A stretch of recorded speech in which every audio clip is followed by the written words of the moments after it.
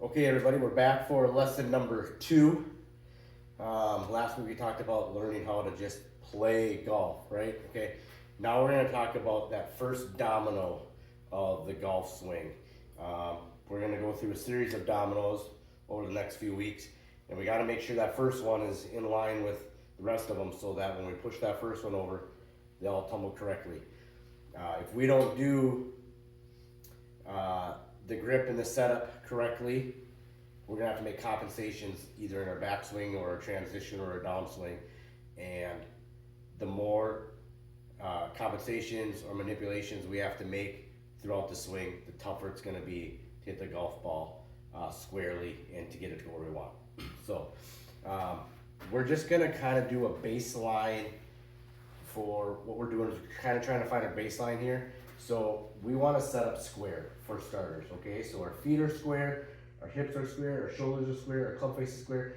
Everything is parallel to our target, okay? So if I got a ball down here, everything, there's a target line, everything is parallel. My feet are parallel, my hips are parallel, my shoulders are parallel, all that's parallel. A lot of people, they put the club down and their hips open or their shoulders open. I see it especially with the shoulders. The hips a lot of times are square, but then those shoulders open. They just, for whatever reason, it just happens. So you really have to think about keeping that front shoulder in, okay? And the best way to do this is my feet are square, my hips are square, my shoulders are square. Club face is pointed parallel to all of that, okay? That's the first part of this setup, all right? And then the second part of that is once I have that club on the ground, we want our hands to be a little bit in front of the club head. We don't want our hands to be even with the club head or worse yet, back here.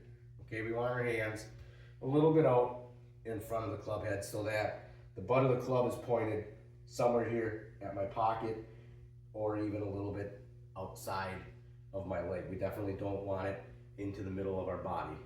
Okay, we also, when we set up to the ball, we don't want our hands low where the butt of the club now is going between the legs, and we don't want our hands high where it's coming up through my belly button or my chest. We kind of want, if we drew a line up that shaft, that club going right through my belt buckle right here, okay? That's the first part of the setup. Now you may see some guys, they may flare their front foot open, all right? That's probably an effort to rotate a little bit better, okay? Fred Couples sets up a little open, probably because he's got a bad back. He can rotate better. You'll see some guys, they might set up a little bit closed with their feet like this, probably to encourage swinging out that direction. Those are setup manipulations to try to get the club to do what they want without having to manipulate it with their hands and their arms and stuff. Those are things we can look at way down the line. Once we're done doing all the dominoes, if we have to make some little tweaks, it is easier to tweak our setup or our backswing, especially our setup. Why is it easy to tweak our setup? Because we're not moving. If we have to tweak our downswing, everything's moving really, really fast. That's hard to do. It's hard to make a manipulation in a downswing because everything's moving quickly. If we have to manipulate something at our setup or even a little first part of our takeaway, that's pretty easy because the club is still moving slowly, okay? But for now, we're gonna try to set up everything square. Okay, the next part we wanna talk about is the grip. Grip is really, really important because grip is gonna have a big determination on how open, shut, or square our club face is at the top of the backswing and kind of throughout the swing. The more square we can be throughout the swing, the more square we can be at the top of the swing, the better the likelihood of us hitting a good golf shot, okay? So grip is very, very important.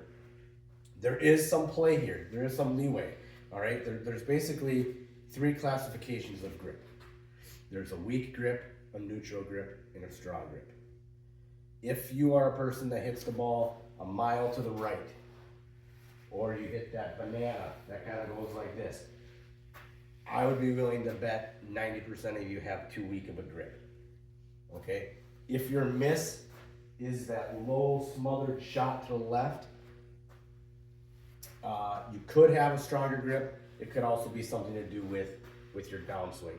But grip is a big factor in what happens later in the swing. So we want to have our grip be somewhere between neutral strong and a little bit too strong, okay? Neutral strong and a little bit too strong. If we have a weak grip or a weak neutral grip, or even just a neutral grip, we do have to use a little bit more hands throughout our golf swing, and it is a little bit more difficult. Okay, so I want to encourage you to have kind of a neutral strongish grip or a strong grip, or maybe even a grip that's a little bit too strong. Okay, you have a much better chance of hitting that nice beautiful draw if you can do that. Now if we get to be too strong, then it becomes really hard to work the ball the other direction when we have to. Okay, so gripping the club. We set our club down, face down the target line, and we put our left hand on the club. Okay, now from right here, if I am looking down at the ball, right here, okay, without moving my head or anything, just moving my eyes, I should see this knuckle, and part of my third knuckle. That would be a nice kind of neutral to strong grip. If I see, if you put my hand more on top, 1, 2, 3, 4 knuckles, that's really strong.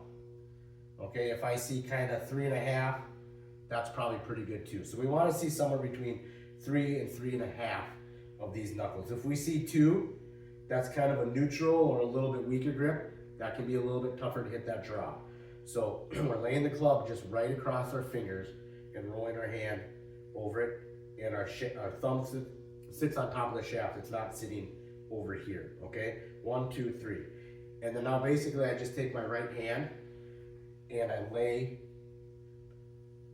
my thumb into this crease of my right hand, and I interlock or overlap those 2 fingers, and then my right hand sits on there just perfectly, and then I try to pinch these 2 fingers together down here.